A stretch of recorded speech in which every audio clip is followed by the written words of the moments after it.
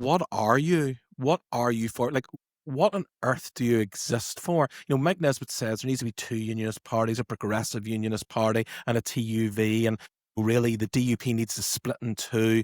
What utter nonsense. The DUP doesn't need to split anywhere.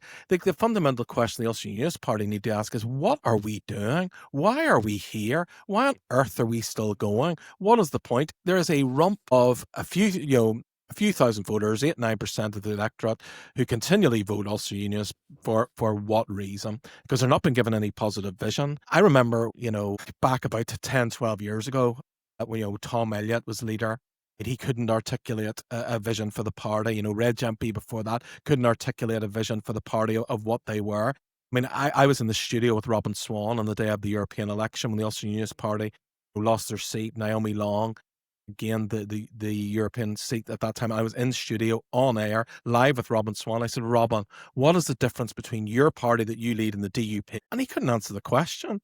There was literally nothing for him to say. He waffled on about legacy and this sort of thing, but he just could not come out clearly and succinctly and say, this is what the Ulster Unionist Party is for. This is what we do. This is why we exist. And this is why we're going to be here for the future. No leader has been able to do that since David Trimble. And the question they need to answer, somebody needs to answer, is what is the point of these people putting themselves forward time and time again for 8% or 9% of the population to back them?